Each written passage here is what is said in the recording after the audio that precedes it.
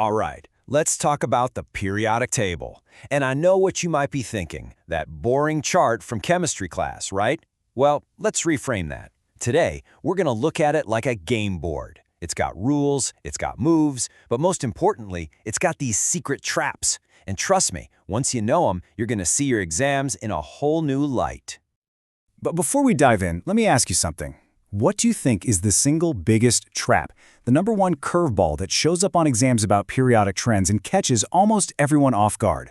Just think about that for a second, because we are definitely getting to the answer. Okay, so before we can even talk about rules or traps, we've got to get our heads around the master key that unlocks this entire puzzle. It's called effective nuclear charge. So picture the nucleus of an atom trying to pull on its outermost electron. It's got this strong positive charge, but it can't use its full power because all the inner electrons are in the way, kind of shielding that outer electron. Z effective is simply the net pulling power that outer electron actually feels. Honestly, if you get this one idea, everything else is going to click into place. So let's start with the basics. These are the fundamental rules of the game, the trends that you're just expected to know cold. The good news is they follow a pretty simple and predictable pattern. First up, atomic radius. Just the size of the atom. And the logic here is really straightforward. As you move down a group, you're literally adding new electron shells. It's like adding another layer to an onion. So of course, the atom gets bigger. But when you go across a period from left to right, you're staying in the same shell while packing more and more protons into the nucleus. This ramps up the effective nuclear charge, which pulls all those electrons in tighter, and boom, the atom actually shrinks. Next is ionization enthalpy. That's just a fancy way of saying how much energy does it take to steal an electron. And it links perfectly to what we just talked about, size. If you have a big atom, like those at the bottom of a group, its outermost electron is super far from the nucleus. The pull is weak. It's easy to just pluck it off, so the energy cost, the IE, is low. But for a small atom on the right side of the table, that electron is held on for dear life, making it way, way harder to remove. Okay, so you've got the basic rules down. That's great. But knowing the rules gets you a passing grade. Knowing the exceptions, that's what wins you the game. This is where the top marks are hidden, and understanding exactly where those nice, predictable patterns just completely fall apart. And our first big exception is a real shocker. You look at the table, you see gallium is right below aluminum, so you think, okay, gallium's got to be bigger, right? Wrong. It's actually smaller. So what is going on here? Well, right before gallium, you have to go through the d block elements for the first time, and it turns out d electrons are absolutely terrible at shielding. It's like they're trying to use a flimsy screen door to block the wind. The nuclear charge just blasts right past them, pulling gallium's outer electrons in much tighter than you'd ever expect. And speaking of that d block, it has its own bizarre trend. The atomic radius across the transition metals doesn't follow a straight line at all. It makes this famous boat graph. At the beginning, from scandium to manganese, the nuclear charge is winning the tug-of-war, so the atoms shrink. Then you hit the middle, iron, cobalt, nickel, and the pull from the nucleus and the shielding from the electrons kind of cancel each other out. They reach a stalemate, and the size barely changes.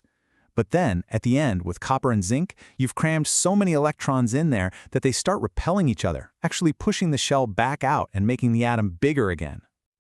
Now for the two most classic ionization energy traps. The textbook says IE increases as you go right, so borons should be higher than berylliums, but it isn't. Why? Because beryllium has a completely full, totally stable 2s orbital. It's perfectly content. To take an electron, you have to break that beautiful stability. Boron, meanwhile, has this one lonely electron in its 2p orbital that's relatively easy to let go of. And the exact same logic applies to nitrogen and oxygen.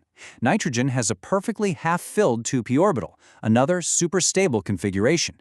That makes its electron harder to snatch than one of oxygen's electrons, which is paired up and already feeling a little repulsion. And if you thought that was weird, just look at the ionization energy for group 13 as you go down. It's not a nice, simple decrease, it makes this totally wild W shape. The order is boron, then all the way down to thallium, then back up to gallium, then down to aluminum, and finally indium. It's a mess. And it's all because of those tricky D and F electrons and their poor shielding popping up at different spots. Honestly, just remembering that W shape can save you on an exam. All right, it's time. Let's go back to that question from the beginning. The biggest trap of all.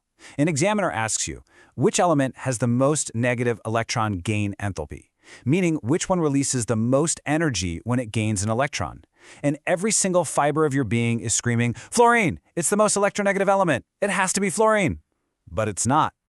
The correct answer is chlorine. This chart makes it undeniable. Chlorine's value is more negative, meaning the process is more favorable. The whole reason comes down to size. Fluorine is a tiny, tiny atom. It's already crowded. When you try to shove another electron into that small space, the repulsion between the electrons is huge. It's like trying to get on an already packed subway car. Chlorine is just one shell bigger, giving it a little more elbow room. It can welcome that new electron much more easily, resulting in a more stable arrangement and a greater release of energy. So we've seen all these crazy exceptions, but what are the deep down reasons they happen? If you can understand the why, you don't have to just memorize the exceptions, you can actually start to predict them. One of the biggest reasons is something called the lanthanide contraction.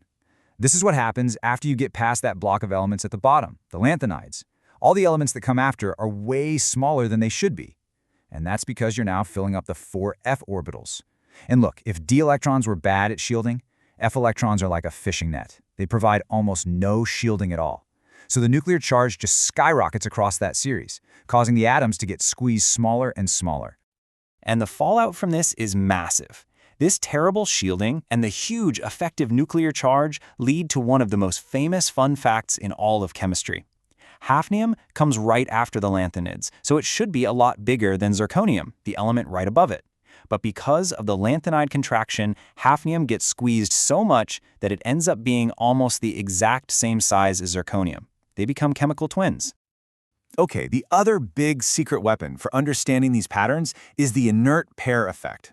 This one kicks in for the really heavy elements at the bottom of the p block. As these atoms get bigger and bigger, something strange happens to their outermost s electrons. They become, well, lazy. They get pulled in so close to that huge, powerful nucleus that they just become inert and decide they don't want to get involved in bonding anymore. And this table shows you exactly what that looks like in practice. Thallium is in a group when the max oxidation state is +3, but because its 2 s electrons just check out, it much prefers to lose only its 1 p electron, making the +1 state way more stable. It's the same story for lead. Its group wants to make a +4 charge, but lead is much happier just giving up its 2 p electrons and hanging on to its inert s pair, making the +2 state the most common. Whew, okay, that was a lot. So let's boil it all down into a final rapid-fire cheat sheet. If you're heading into an exam, these are the 5 absolute must-remember points to lock into your brain. Number 1, ionic radius. It's super simple. When you lose electrons and become a positive cation, you shrink. When you gain electrons and become a negative anion, you swell up. Cations are small, anions are large. Got it? Number 2, that classic IE exception we talked about. You got to remember nitrogen. Its special, stable, half-filled orbital makes it tougher to ionize than oxygen, which breaks that neat left-to-right trend. Number 3, and this is the big one, electron gain enthalpy. Say it with me, chlorine, not fluorine. Chlorine wins because it's bigger and has more room to comfortably take on that extra electron. Don't fall for that trap. Number 4, the most famous consequence of the lanthanide contraction, zirconium and hafnium. They are nearly identical twins in size, all because of that terrible f orbital shielding. So, as you can see, the periodic table isn't really a set of rigid laws. It's more like a dynamic map, with patterns that are all governed by deeper forces like shielding and orbital stability. And that leaves us with one final thought to chew on. Now that you know how and why these rules can be broken, which big rule of chemistry do you think is going to be the next one to have a major exception? Thanks for joining me.